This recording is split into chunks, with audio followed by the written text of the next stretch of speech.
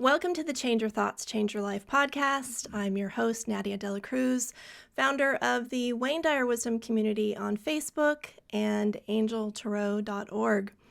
This podcast would not be possible without support from loyal fans like you. And I want to thank everyone who has joined me on Patreon. You can sign up now for exclusive bonuses, including access to the full video for this episode. You'll find that link and more details about this podcast at nadiadelacruz.com. Now, my guest today is the founder and CEO of the Genius Studio, creator of the Genius Process, and works with men and women who are seeking more contentment, alignment, and personal meaning in their lives.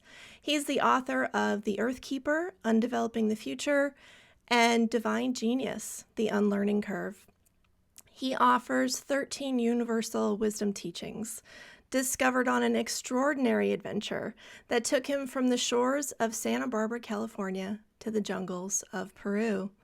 Adam C. Hall, thank you so much for joining me today.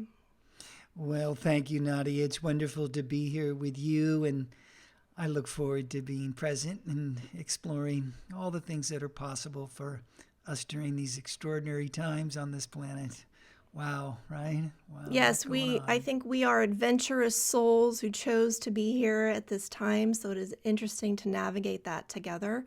And I think it's important to be talking about a true sense of purpose, and I think that finding our identity is something that you talk about, the journey that you had to finding your identity, and how that can help all of us to return to our source of power. Now, I really enjoyed reading Divine Genius. It was an adventure and a teaching book. And in both of the books that you have that we mentioned here, you talk about your own shift from ambition to meaning. And I would love to hear more about this transformative journey. So maybe you could start by telling us a little about what was your life like before? Well, absolutely, and I thank you, and I feel blessed to be here with you and all your listeners, and as we're all on this journey, in so many ways we're in this place of our new story. But I certainly, like all of you, have lived in a story that perhaps no longer serves us. I lived in one that served during that time in my life, and I'm 60 now. I have 3 beautiful daughters and 5 granddaughters, and I just found out I'm having a sixth congratulations. grandchild that we don't know. Maybe it'll be a boy. But ultimately, the journey really was one of really the proverbial hard-charging entrepreneur businessman. I found myself after leaving UC Berkeley, wanting to venture into the world of business and venture into the world that potentially that I felt could fulfill my dreams or fulfill the American dream that was put forth during my early childhood years as I grew up in Southern California. And that journey was one that took me into a place that ultimately became one about what I would best describe competition, and one that it was a game of winners and losers. And I'll never forget when I first began in the real estate arena, where I spent much of my career building real estate companies, investment banking companies, development companies, that I heard from one of the great leaders in our industry who said, "Gentlemen," there was no women at the conference, there were probably 500 men there. Mm-hmm. Whatever you do, you better live by the law of the jungle, which says when the sun comes up, whether you are a lion or a gazelle, you better run like hell. Eat or be eaten. And so I subscribe to a mentality of that win or lose. I built those successful businesses, as I mentioned to you, the dream home in Malibu, the dream life, supposedly, of the country clubs and all those kind of things that, what it was where I wanted to go. And sure enough, when I got there, it was more full of Tums in the morning and drinking tequila at night. I was not a happy man. I was an angry man, although I found moments of joy and moments of finding, better parts of life. But at the same time, my soul was yearning for what I did not know, or what I was not even aware of. So ultimately, I thought I had it all, but I didn't, and I needed to go find out. And that happened one morning as I was driving to work, watching the sun come up over the Santa Monica Bay, heading to my offices in Los Angeles.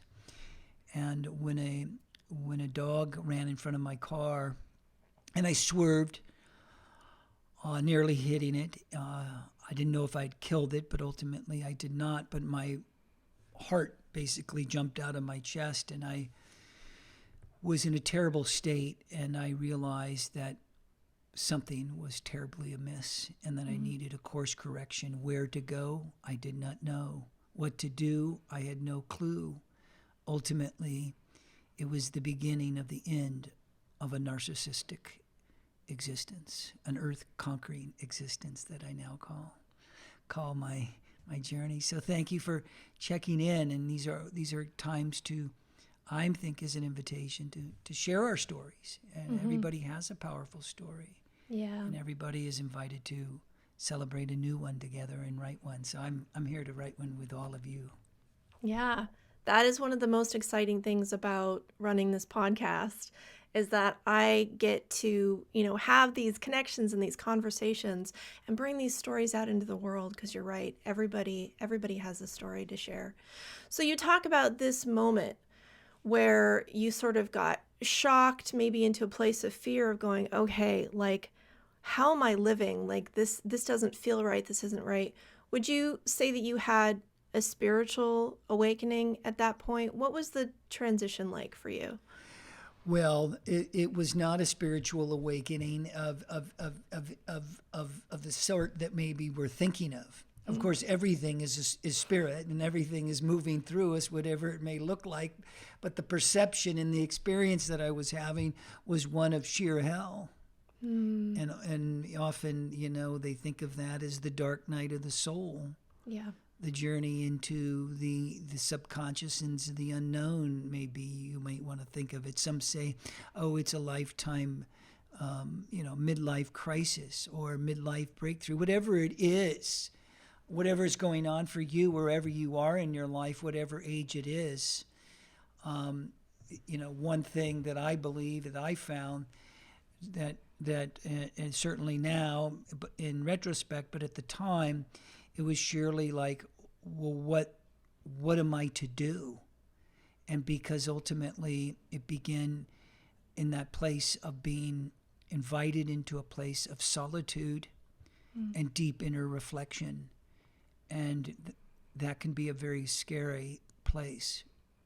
And that unknown place of the darkness, I found to be a place that ultimately where I could, let's say, Nadia, listen to the silence. To find a moment to listen to the silence. I'll never forget, I was sitting despondent on a beach down in Malibu, and in a place of really thinking, was I even going to make it? And really thinking that I needed a lot of help, and asking for the first time for God's help. I mean, I went to the church that my dad took me to. My grandfather was a Presbyterian minister, but I didn't relate to that. But ultimately, in asking and sitting there in the place as the shore was lapping back and forth, listening to that place, I began to be guided that there was a place of hope, that there was a place that called, that says to be in your place of grace and faith. And I just took one little teeny step at a time. And here I am, and 18 years later, in a continuation of the journey. So it is, perhaps my own particular story, unique story, but the universal story is what I believe is we all share in our own way. And to realize, and maybe you found this too, at some point in time in your journey, we're not alone. Yeah, absolutely. Actually, I've thought about, my mission statement. And if there was one thing that I could get out to everybody, it's that you are a spiritual being and you are not alone. And I think that that's so important. You talk about getting to this point of finding yourself in need and starting to search for something to feel better, right? And taking those little steps one at a time is so key. From hearing people's stories, I believe more than ever that when we come to those places of darkness, that is when it's easiest for us to see the light. If you imagine you have maybe a tiny little light in your room somewhere, but you're not going to notice it because of all the ambient light, the light coming in through the windows, the light on your ceiling. But when everything else goes dark, all of a sudden you can see it. It's right there. And when we find ourselves in a place of darkness and we start making these shifts, we get immediate feedback on what's working, what's not working. Because when you're in that place of personal crisis, and then it opens us up to receiving. And then we go, okay, when I'm moving towards this, does it bring me peace? Or does it not bring me peace? So I think that darkness is a wonderful guide for us. And I wish that we didn't so often wait until we're in our darkest moments to start paying attention to where the light is leading us. I'm amen to that. And, as much as I needed to be in that darkness and in that breakdown to come through, I believe all of us can choose the depth of that darkness and the experience of the darkness, although I believe the journey into the dark is very profound and offers the greatest gifts that at least that I have come to know in my life. Yet at the same time, I believe the invitation for all of us is not necessarily to take the journey into our own darkness and into our own shadow, because we must move through those things. But the invitation is to not wait until we are in a state of disease, where we have some serious health problem, where we have a crisis in our community or in our family, where we have a breakdown with our beloved. And most certainly, that is the invitation I believe we're facing in many ways as a global community, as a global collective soul, to invite ourselves to be ready, but to not wait there to be ready, but to be in the journey of that. And you shared something so profound and so simple and so important, but that is, the experiment of stepping into the dark can be one where you can do so gently, simply be in a dark room. It's all dark. But wait a second, is it really? Because you are the light that's in the darkness that is dancing, as F. Scott Fitzgerald said. This is a beautiful, beautiful place. And, as a long-time student of A Course in Miracles, and forms the basis of much of my teachings and works today, Nadia. It too speaks of that the idea of the darkness is simply one where when you turn on the light, where is the darkness? It is nothing. It is nowhere. And it offers ourselves the way through our own seemingly darkness of our time. And I'm with you. I'm with all of our brothers and sisters that are being invited by this journey to love, by this journey to express God's light in the world through the darkness of our time, of our planet, and to do so knowing that the Earth School is quite glorious and incredible. if you ask me. Would you agree? Oh, yeah. And I think we chose to be here. We just forget sometimes maybe how excited we were to have these experiences. What you're saying makes me think of the metaphor of you don't have to destroy darkness. That if you turn on a light in a dark room, it nullifies the darkness. That simply by bringing the presence of light to darkness, metaphorically or literally, that it changes that energy. It transforms it. It's transformative. Now you talk about some of the things that are happening on the planet now.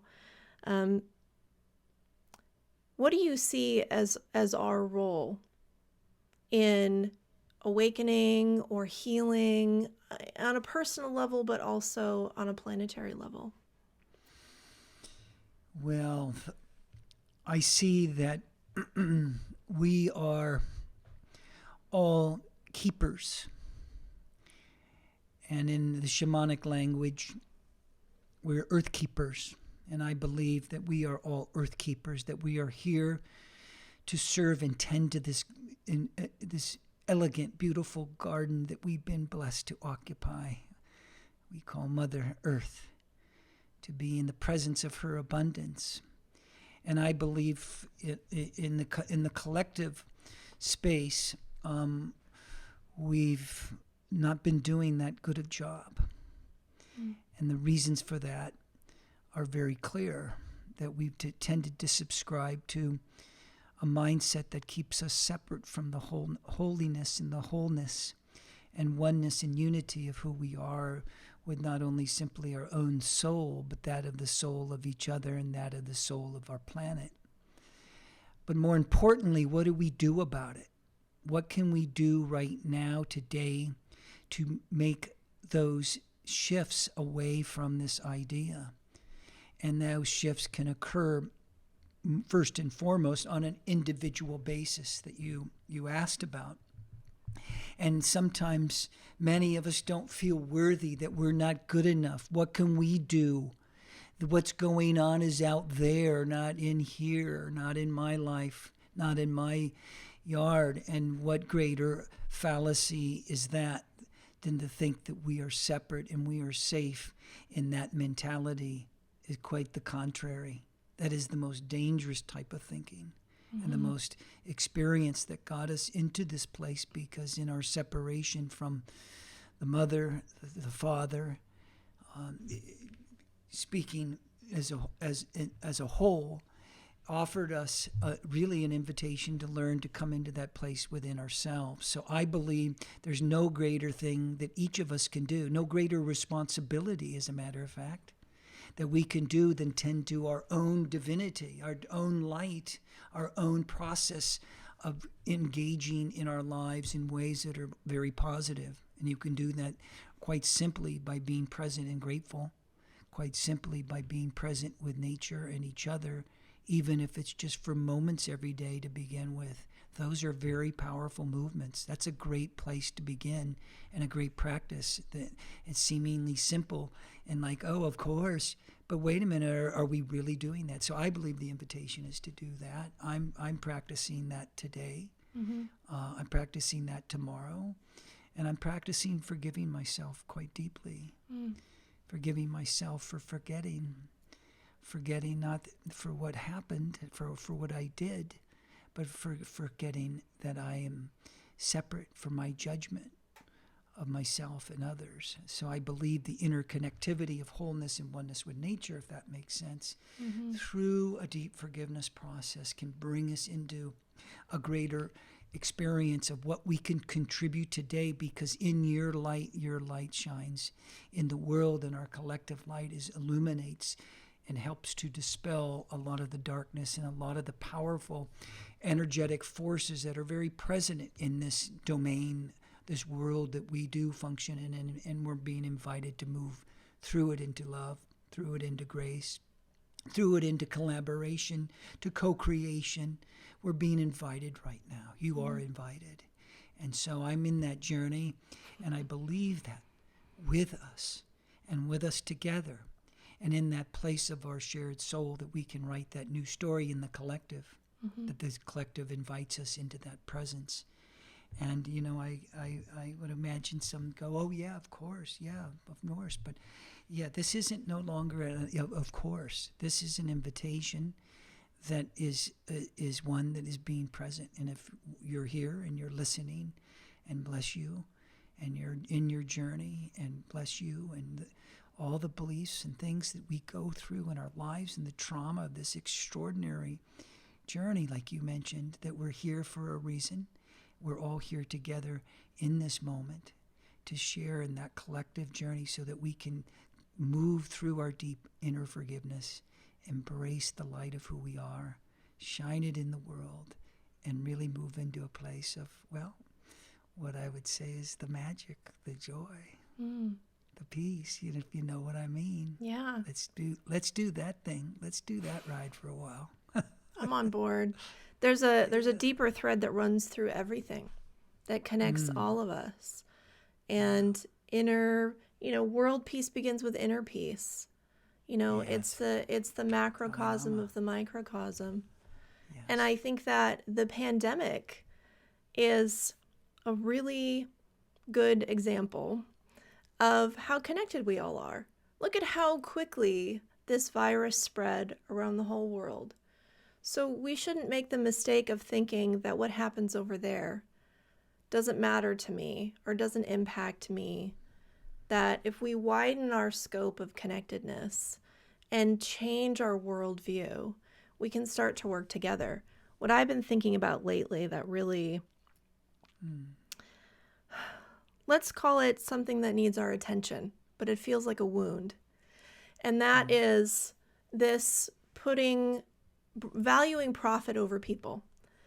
Profit over people, over natural resources. We're sort of taking and conquering and climbing over each other to get to the top. We literally kill each other in the streets, and it doesn't make any sense from a heart space, from a spiritual perspective.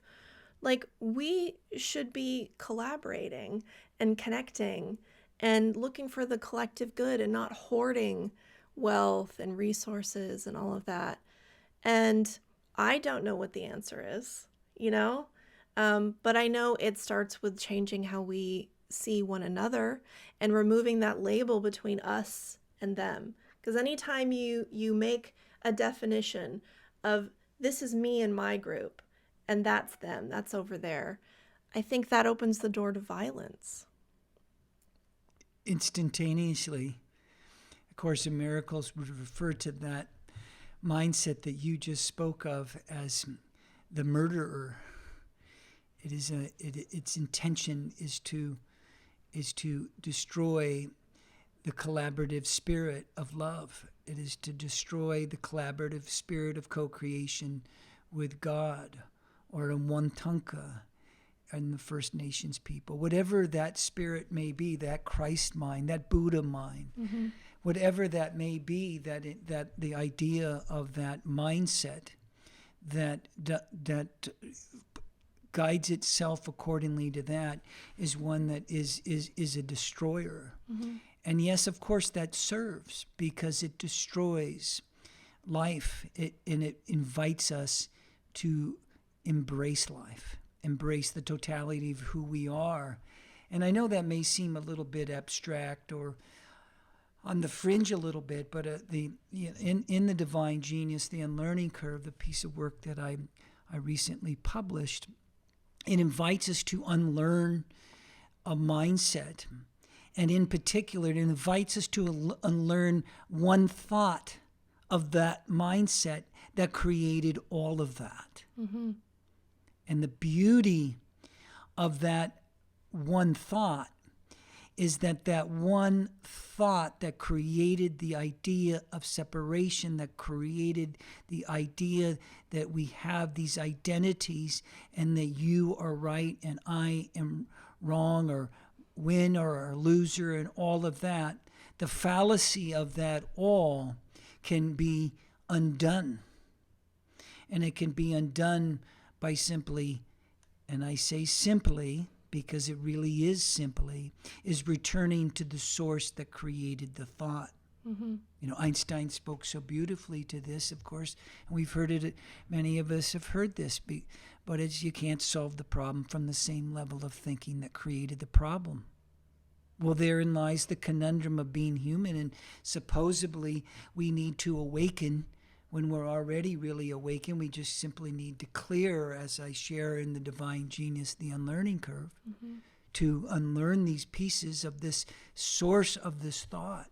And that journey to that source is what the book is all about. But I believe on a universal basis, Nadia, that journey back to our source, journey back to love, journey back to our own authenticity, the journey back to our soul, all of it being the same, the journey to our genius and our light, all of it being the same, is simply one journey. And that one journey is the journey to return to the thought and the choice that we made for that mind that says this is the way to be. It's a murderer. But in that place of journeying back to the choice, we all have another choice. And that's the choice of spirit. That's the choice of oneness. That's the choice of unity. It's not de minimis of abundance. It doesn't mean we can't live abundantly. It doesn't mean we can't be in a place of living fully in our lives. It means we live in a holistic way that benefits the whole. And coming from a narcissist, you can take it from me, they'll have nothing to do with any of that. Because it threatens, not only it threatens, but it's an annihilation of that existence. And in the current collective paradigm, I'm finding that we're moving through the early stages of a death knell of that paradigm and that thinking. So I think the invitation is for us to have a new story. And tonight we're talking about one. I'm talking about one in your great work that you're doing in all kinds of ways. And, and I'm fascinated by some of the work that you're doing that I don't know you too well, but we can speak of much of this from an archetypal perspective. We can speak of this from our indigenous perspective. We can use traditions and systems like the tarot. We can explore other ways to move through this mindset that is the murderer, that's murdering ourselves, it's murdering life, each other, we see it. But the fact of the matter is, there is a way, and I'm here to be with you all on that way, and just exploring that. Where do we want to go here? What are your thoughts? What is our invitation, Nadia? What are you sensing? Well, I like what you said about, dissolving the illusion of separation. That, we are one with God, we are one with each other, that we are a piece of this earth. She allows us to live and be nourished by her. I think so many of us imagine ourselves as sort of beamed in from another planet, like we came in on an alien ship and we don't really belong here. But like how Alan Watts said, the earth peoples in the same way that an apple tree apples. Like the more I think about it, the more I realize we are born of the earth. Every cell of our body, the fuel that we process, it's all this cycles of the same material, the same energy. Now I believe there's that's the tip of the iceberg. I believe that there is like so much that is unseen, maybe other levels or other universes even. I try to practice a mind that's open to everything and attached to nothing. But I think that if we connect back to that, it's like that stripping away of the ego, of all these identities of I am what I have, I am what I do, I am what other people think of me, then we get closer to our true selves. And I think that's where our power is. And if more people did that, I think the answers would come through us naturally, and that each of us would have our own dharma, our own purpose, our own mission. Some would feel called to work on the water, and some would be called to clean the air, or some would be called to, lead the way towards more sustainable farming methods. Like, I feel like we are all of it and none of it, and if we can connect, and if we can awaken, and we can remember and stop trying to put on masks, or as Ram Dass talked about, we put on these space suits, and here we are, and we put on these roles. We're like, how's my suit? Does my suit look good? Do you like this? It's like we're always seeking that approval and validation and the sensitivity to the judgment from others. And it's like a barrier between just operating authentically. So from my perspective, and I am always learning, but from my perspective right now, I feel like if we each individually connect to what we already know, who we are, recognize that we're a piece of all of it, that's a really great starting point. Well, amen to that. And of course, it begs the question, why wait lifetimes when you can do what must be done tonight? Yeah. No time like the present, huh? It feels like things are speeding up. I think it's just a lot of change. It's a lot of change in a short period of time, but also there's a lot of change in perspective.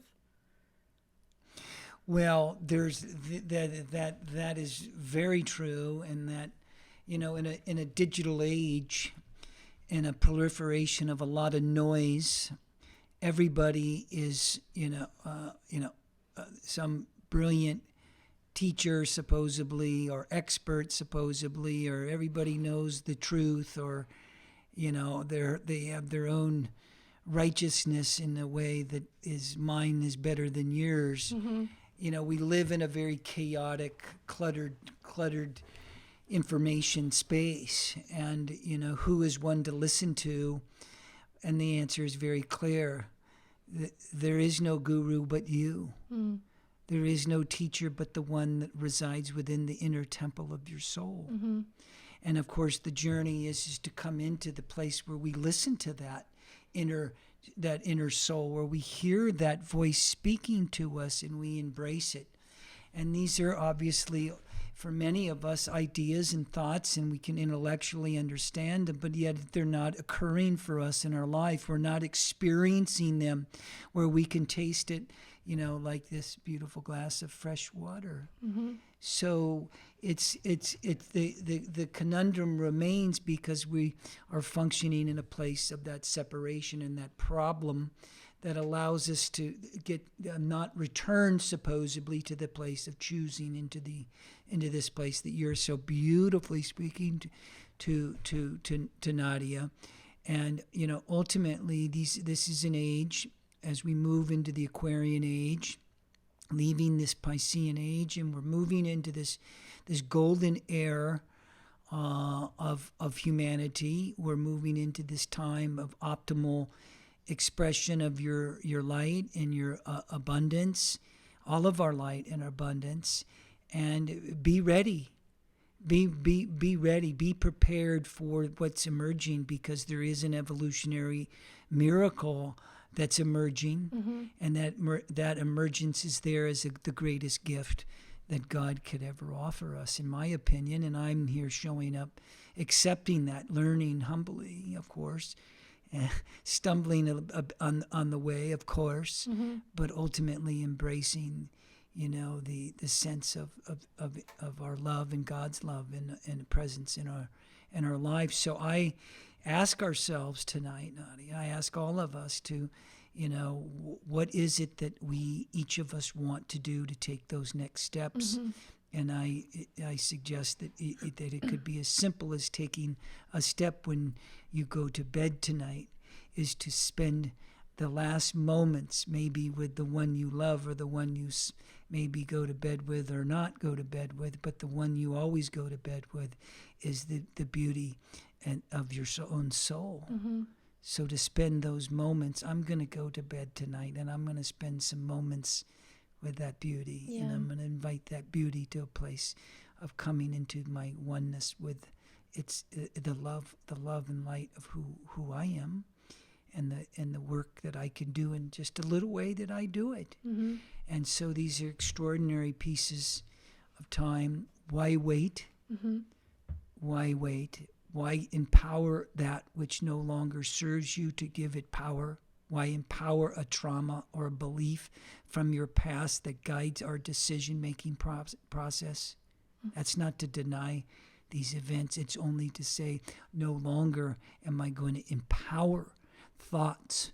No longer am I going to empower the trauma and that son of a gun that did X, Y, and Z. No longer am I going to be the victim of this circumstance. No longer do I need to rescue other people because I'm here to stand up and stand through this journey. Mm-hmm. And I believe this is our inspiration tonight. And I believe through the journey of the unlearning of our process into the journey of our deeper presence, that we can do so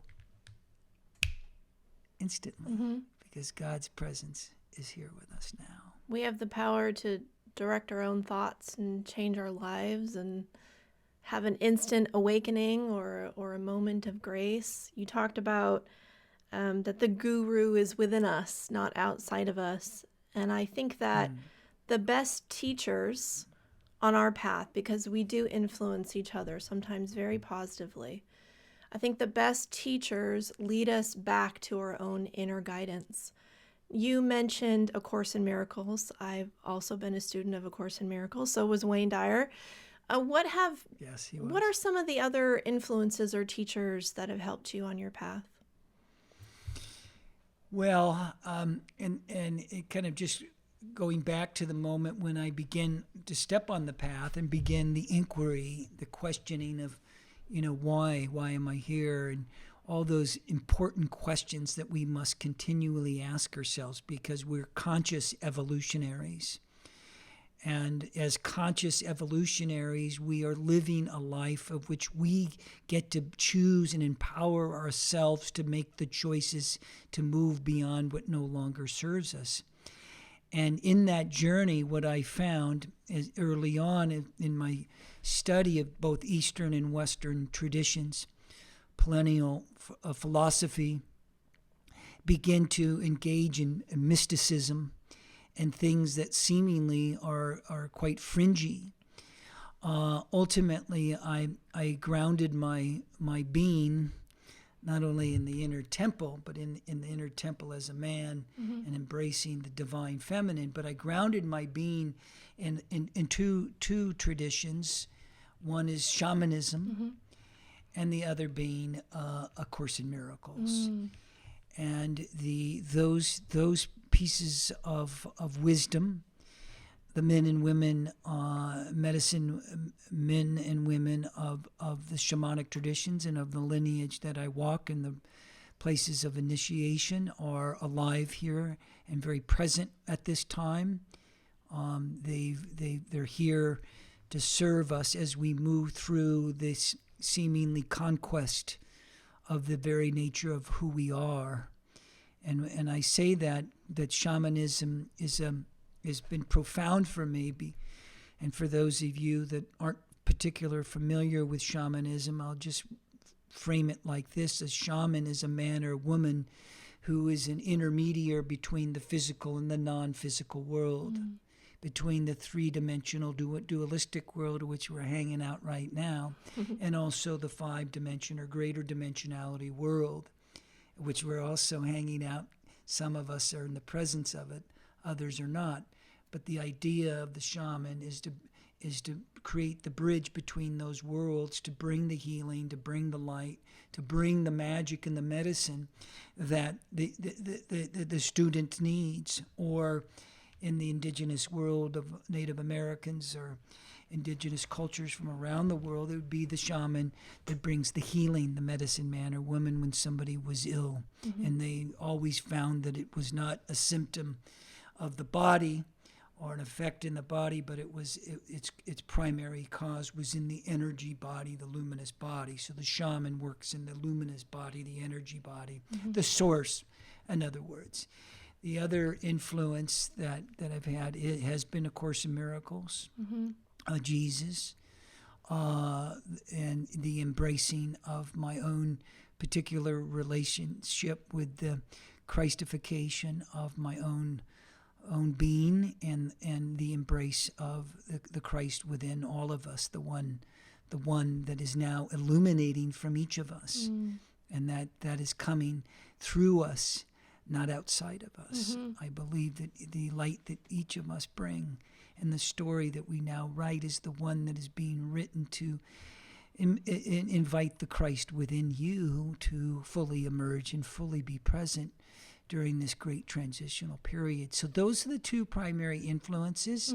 I continue to enjoy many other mystical traditions.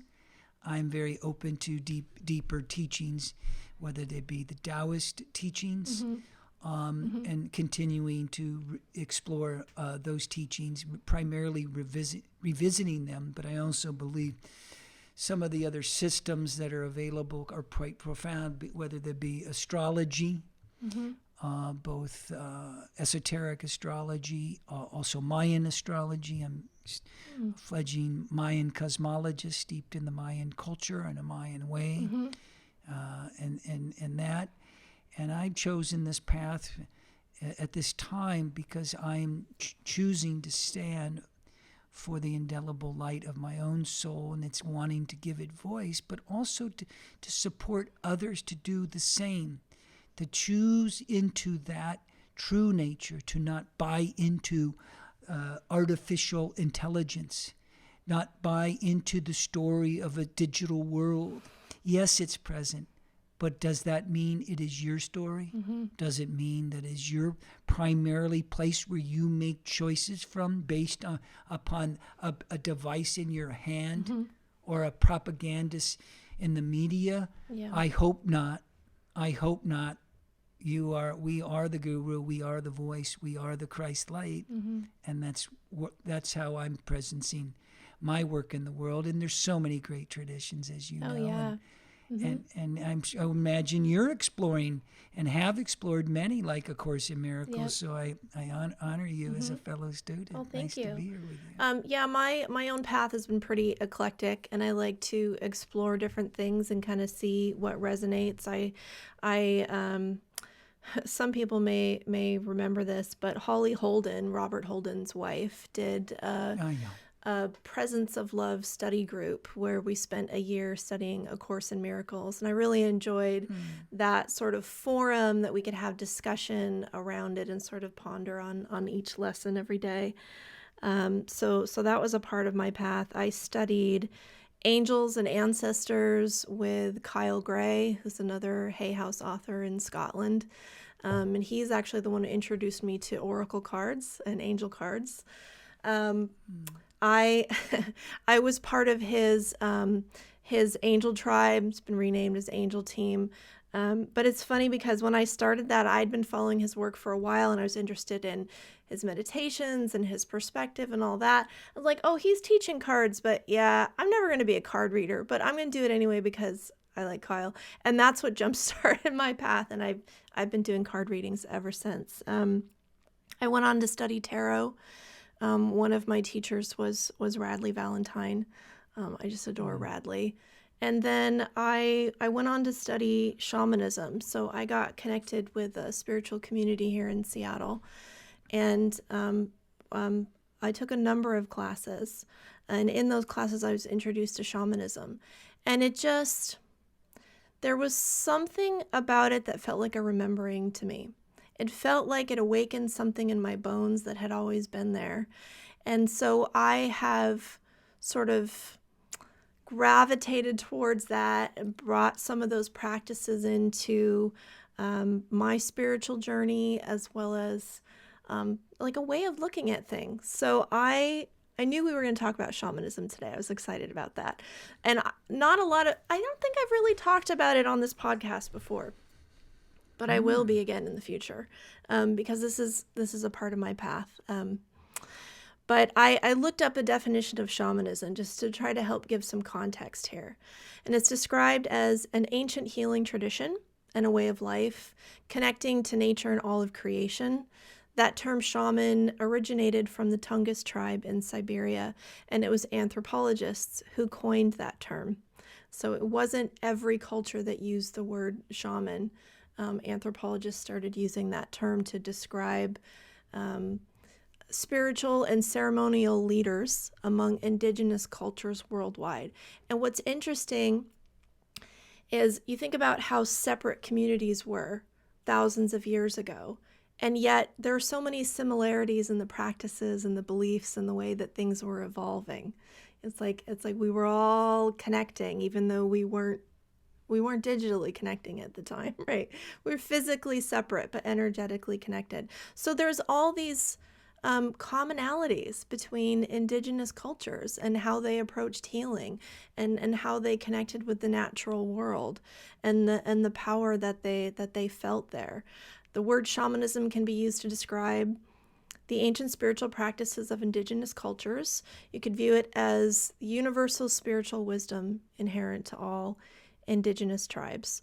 Shamanic practices tap into the power Mother Earth has to offer, and the ancient indigenous teachings are derived from the simple truths of nature. That we can look to the world around us, that it's always communicating with us, that we're in harmony with that. Now, I haven't been to Peru, but you have had a number of adventures. How many times have you taken that trip? Oh, a mere 6 times. Oh, only 6.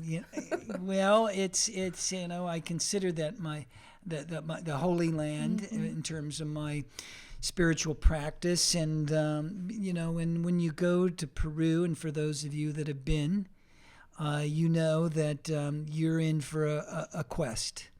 You're in for an adventure that could be quite extraordinary because of the deep richness and traditions of our ancient medicine men and women in the Apus, the holy mountains, and also as well as in the jungles, the Jaguar people, and also of course the medicinal medicines and things that are offered there, but ultimately the journey to the fullest expression of surrender. And what I refer to as, in the first chapter of my book, I premised the entire journey, the entire quest, as a quest for the Holy Grail, and one that began with the question, can you get out of this lifetime alive? And that question was posed to me by a dear friend, a dear brother, a mentor, somebody who I remain very close with, Alberto Villaldo, of the Four Winds. And that question was posed, and that began the onset of a quest in Peru that is the quest of all shaman, is to discover the answer to that question for themselves. And the depth of that question, and imagine that answer that may be particularly is unique to yourself, but ultimately it's the idea of dying consciously and getting out of this lifetime alive now, not on your last breath, but ultimately in that release from the story, release from separation, to allow that mindset to die away gracefully, is the embrace of the shaman. And it lies at the heart of the shaman, who is in ruthless pursuit, ruthless in a way that is determined, that's determinate in the way that it's been given by Earth, it's been given by the Mother. And the journeys to Peru have been quite extraordinary, to say the least, and quite a few stories there. And I'm missing it. I haven't been for some years. Have you been? I have not. I would love to go one day. It sounds like an amazing space, very different from here. But I'd be interested to observe, kind of some of those practices in their natural setting, if that makes sense. Or maybe just some of the roots there. Do you think you'd be an, excuse me, I didn't mean to No, interrupt. go ahead. Do you think you would be an observer, or do you think you would be a participant? Yeah, I guess I would be a participant. Yeah, for sure. You're showing up. Yeah. You're participating. Yeah. Yeah. You know, isn't that the beauty of our journey? It's certainly something Dr. Dyer spoke so much about, and you know, the inspiration that came from his work. Of course, he wrote that great book, Inspiration. The invitation is simply one that is a matter of showing up and being able to receive. And Peru is potent. Yeah. It's the real deal playing field as spiritual quests go. Yeah.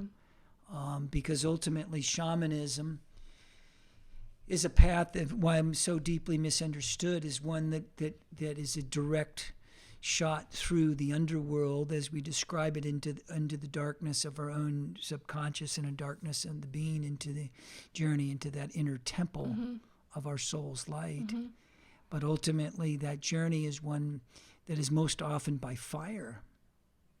And if you think about this, if you think about the idea of fire and the power of its combustibility and the ability for it to consume all that's in its presence, so too does it consume let's just say, spiritual aspirant or the initiates that I am, and all of us are in our own way. Doesn't matter where you are on this path or what level you are, if there is any level or not. You know, the Dalai Lama is an initiate in his own way. And here we are, and when we embrace the fire, we are ready to go quantum. We are ready to really leap in a way that isn't like messing around. So it's really for those that are intentional, and those are really that are ready. And the work that I do today is really about sharing this blueprint, this evolutionary blueprint that's about being of greater service. It's about creating impact that Earth Keepers do. Yeah. You know, we're here to create impact, and not only to heal our own lives and also shine the indelible truth of God's love in the world, but I believe we're here to create and share our mission and to embrace that and to learn what that is, but also to create impact. And then these kind of journeys do that. You know, that you are no doubt have had your journeys. We're all on our journeys. You don't need to go to Peru to have these kind of experiences. That's the beauty of it. And it's just such a powerful time of awakening, so to speak, of quickening. And those are good journeys, and they're not through. I'm looking forward to my next one, hopefully soon. Yeah. Now, you mentioned Alberto Villoldo, and I know that he is a good friend of yours, and I wanted to share that. Are you familiar with this deck that he and Marcella did with Colette Baron-Reed? Sure. Yeah, Mystical Shaman Oracle. Yeah. I love this deck, and I feel like there's so much depth to it because of Alberto and Marcella's contributions to it. It looks like you have another one of his books next door. Is that Shaman Healer Sage? Shaman Healer Sage, yeah. I've had that. I got that book back when I first started learning about shamanism, Yeah, it's one of his best ones, and they're beautiful people, and I spent a month with them not so long ago at their sanctuary in Chile, and all the great work they're doing, and we do a summit together in the fall in December, Earthkeepers Summit, and had 80,000 people that came. I mean, extraordinary. We're showing up here together. We're really embracing it, and God, I'm just excited by it all. Yet I know the profundity of the time and the great seemingly challenge of the time, and we're not alone. That's the beauty. We're just not alone. You're not alone. And I embrace this as a time to say yes to you, yes to the Christ light, yes to the Buddha light, yes to the Earth Mother, right? I embrace this as our time, and that tonight we can go to bed and we can embrace that truth of our own soul, and that we can embrace the truth of stepping into our place where we are evolutionary in our nature, where we can consciously dream our world into being. The power of our manifestation abilities are very present. Our guides and angels are very present. They are holding this. They are guiding this. Are they not? Right? Yeah, we're not alone. They are there. They're present for all of us, and this is a time to say yes. And one of the great ways of saying yes is certainly embracing that light of our own souls, but embracing a place to serve our families and our communities, to serve our Mother Nature, and in our own way. There's no right or wrong. There's no, I'm not doing it right, or that's what effect do I have? That is irrelevant. That has no relevancy here, because all you have to do is show up and say yes, and that the universe will guide us and synchronize us. And so that is the invitation, and I believe we get to write this new story. And I would imagine you're writing your new stories in your way, aren't you? Always writing. Never know what it's gonna. It's never finished, is it? Right? It just keeps going. But yes, keep listening. Keep saying yes. It's gonna keep moving us forward. Now, in this book, Divine Genius, you offered 13 lessons from your spirit guide, and I wonder, how did you first get connected to your guide? Well, it's important to understand, in my opinion, first of all of us have guides, both here in the world. We're here in the school to learn, and we show up and we have teachers and mentors, and sometimes they're not nice people and they do tough things, but we're here to learn from that, right? But ultimately, the spirit guide that I speak of in the Divine Genius is a guide that I refer to as men, MEN, but men is as an archetypal energy, not in a gender sense, but as an archetypal energy in the Mayan cosmology, is the wise one, the one that can see far, the wide. The animal spirit of that is the eagle, the great condor, the great eagle of the north and condor of the south. And in that connection with the wise one, it came through deep meditation, through a deep presence of vibrational frequency that occurs when we enter into states of meditation that move us from the more beta and alpha waves into delta and theta waves and gamma waves. So we can move into higher frequency and vibrational energy within this body, because it's all energy. Is it not?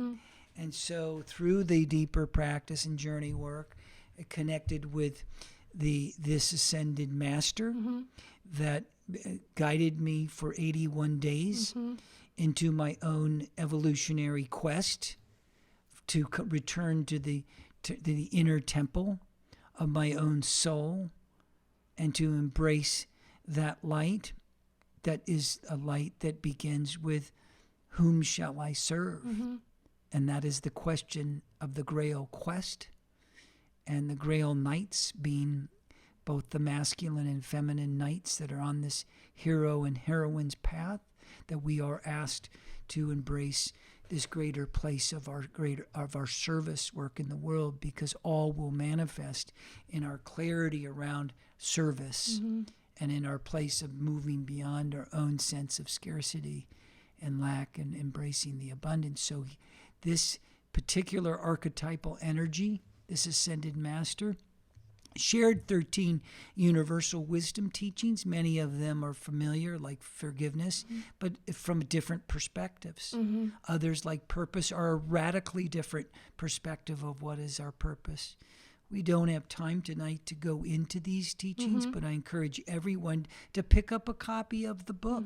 You can experience this profound, these teachings that saved many decades and maybe lifetimes of my journey of searching. Why search when it's there? And it's there for all of us. And we have others that are bringing forth these indelible teachings.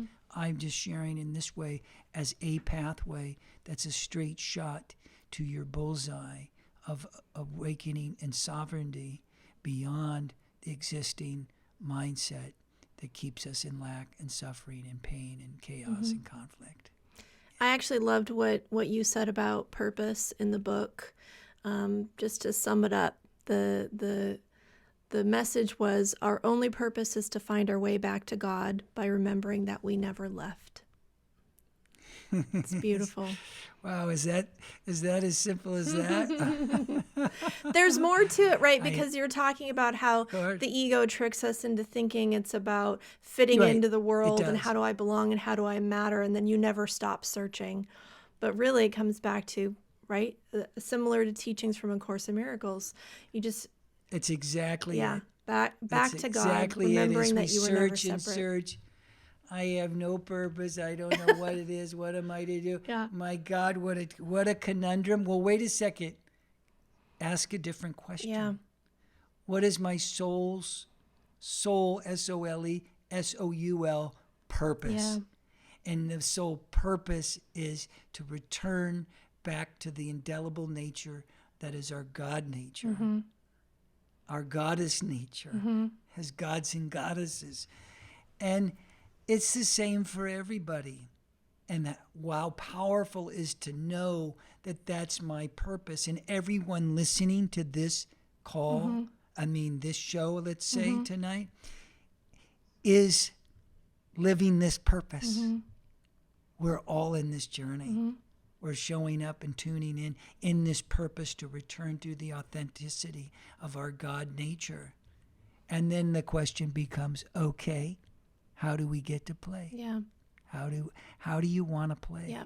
on this incredible playing field we call life, Earth, and then becomes the mission. So It becomes the service. is that what the genius Yeah. process is all about? It's all about that. It's all about how to move through these 13 wisdom teachings to unlearn the problem that creates all problems, which is the idea, the thought that we are separate, that is in existence within the ego mindset, to look at that, to realize what that is, and to return to the source of that thought and say, I don't want to live that thought system any longer, and I'm choosing for my wholeness, my holiness. I'm choosing to be in the oneness of God. I'm choosing to be in the oneness with others. I'm choosing to be in the oneness with Mother Earth in spirit that serves the betterment of the whole. Yeah.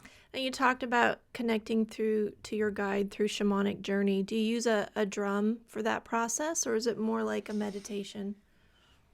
Well, I there's different ways you can use the drum. I think is certainly one of them. And I typically maybe am not in a place where I have a drum. I don't carry one around in my car. I have them here in my home. But oftentimes I'm just listening to the beat of Mother Nature's hearts, because I'm fortunate. I live here in California and I'm able to be in her garden. So I find it through stepping into the garden and finding that in-breath and out-breath with the trees. Or with the animal life that is present here. And there's different ways to come into it, most certainly, whether it's a drum, or it can simply be also the flickering of a candle, the lighting of a candle, and listening to that, or the crackle of a fire, I should say. So there's different ways that I find that the practice to be, but it is the practice. It is the consistency that I'm finding that is ultimately, through a long, seemingly struggle of my own self, to get out of my way of my own self.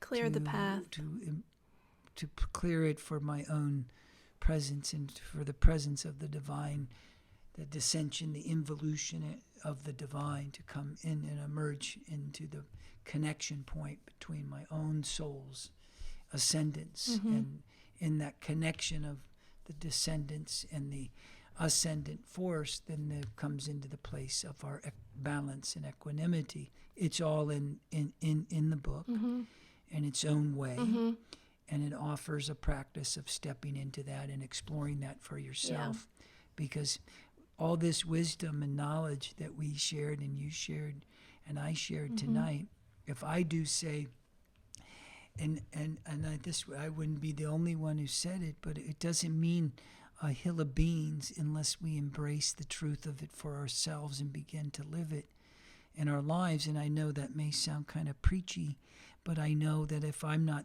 saying it out loud, and then I'm not practicing it every day in my life. So I often say things just to remind myself, to give myself a little gentle kick in the butt, and then move up about 18 inches and pat myself on the back for saying, okay, I was listening, I can do it. And give a little kick in the butt and forgive and do it again. Yeah. Yeah, just do it. Do that movement. And Good. This is what we do. I just have one more question for you before we close out. And you mentioned ayahuasca in the book. It's something that is really a hot topic, I think, in spiritual circles. And there's sort of ayahuasca ceremonies everywhere. The most well-known are probably in Peru. Even Dr. Wayne Dyer participated in a couple of ayahuasca ceremonies. Not a lot of people realize that. He believed wonderful. He believed in the power of that. So what is the benefit of participating in a properly administrated ayahuasca ceremony, and is it necessary for our own spiritual advancement, or are there alternatives? It's not necessary for your own spiritual advancement, and I'll mention that talk a little more about that in a second. And also the other frame that I want to begin with is the one you mentioned. In a proper environment. Yeah, it's not a recreational substance. No, this is there's pop-up ayahuasca ceremonies. Yeah. And there's no doubt there's several tonight right here in California. And the idea of that is one that is, of course, an invitation, but many don't know what that invitation is. So I only do the medicine in the most holy spaces with the masters, the ayahuasqueros, that are come in the sacred places, and that for me is been in Peru, and they brew the medicine. So if you're going to have an experience with ayahuasca, where did that medicine come from? Yeah. All ayahuasca is not the same, and we don't have time to get into the chemistry and the alchemical nature of it. But ultimately, all ayahuasqueros, those that are administering, are not the same.